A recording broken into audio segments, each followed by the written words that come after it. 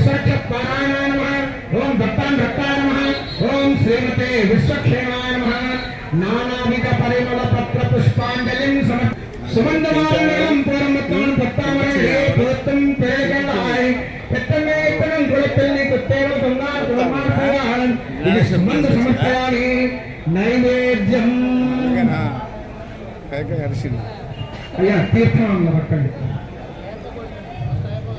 అందరికి ఇస్తామండి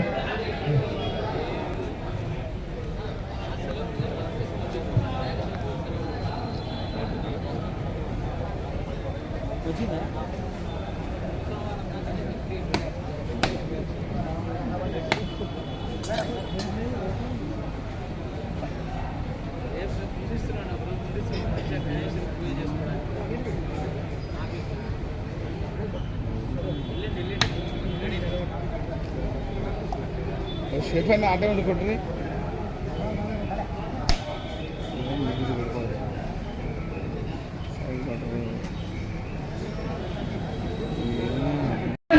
అక్కడ పూజలు చేస్తున్నందుకు వారందరూ కూడా నేను ప్రత్యేకమైన నమస్కారాలు తెలియజేసుకుంటున్నా. అదేవిధంగా ఈరోజు సూర్యాపేట పురపాలక సంఘంలో మాజీ మంత్రివర్యులు మరియు స్థానిక శాసనసభ్యులు గౌరవనీయులు గుంటకల్ల జగదీష్ అన్న గారి ఆదేశాల మేరకు మేము విగ్రహాలు వేయడం జరుగుతుంది. ఈ విగ్రహాలు వార్డులలో పెట్టుకునే పూజలు బాగా చేసుకోవాలని ప్రజల్ని వేడుకుంటూ, అదేవిధంగా వినాయకుడిని పూజిస్తే అన్ని కూడా మనకు శుభాలు జరుగుతాయని, కాబట్టి ప్రజలు మట్టి వినాయకుల్ని పూజించండి. ఎందుకంటే మట్టి వినాయకులు పూజిస్తే ఈరోజు పర్యావరణాన్ని రక్షించుకున్నాము అంటాము. అదేవిధంగా ఆర్గానిక్ విగ్రహాలను పూజించాలి, కెమికల్స్ తో కూడిన విగ్రహాలను పూజించొద్దు. ఎందుకంటే కెమికల్స్ కలవడం వల్ల ప్రాణాత్మకమైన నీళ్ళల్లో మనం ఈరోజు విగ్రహాలను వేస్తే ఆ విగ్రహాలలో కలర్ల ద్వారా వచ్చే రోగాలు కూడా ఉంటాయి. వాటి నుండి ప్రజలు రక్షించుకునే దశలో ఉంటాం కాబట్టి, అదేవిధంగా మంచి నీళ్ళను కూడా శుభ్రమైన నీళ్ళను అశుభ్రత చేస్తాం కాబట్టి కెమికల్ లేని విగ్రహాలు వాడండి, మట్టి విగ్రహాలనే వాడాలి. ఎందుకంటే పర్యావరణాన్ని మనం కాపాడుకుందాం.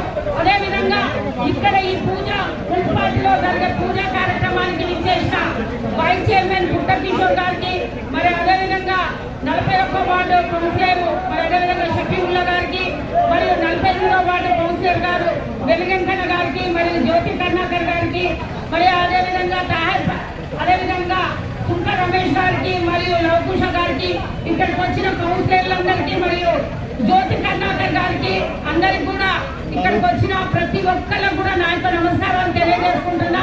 ఎందుకంటే 10 ఏళ్ల నుంచి సూర్యాపేటలో ఎలాంటి గొడవలు లేకుండా మంచి ప్రశాంత వాతావరణంలో వినాయక చవితి నవరాత్రుల ఉత్సవాలు జరుపుకుంటున్నాం. అందుకే వైరు శరేందర్ గారు కూడా వచ్చారు, వాళ్ళు రాదా, ప్రత్యేకమైన నమస్కారాలు.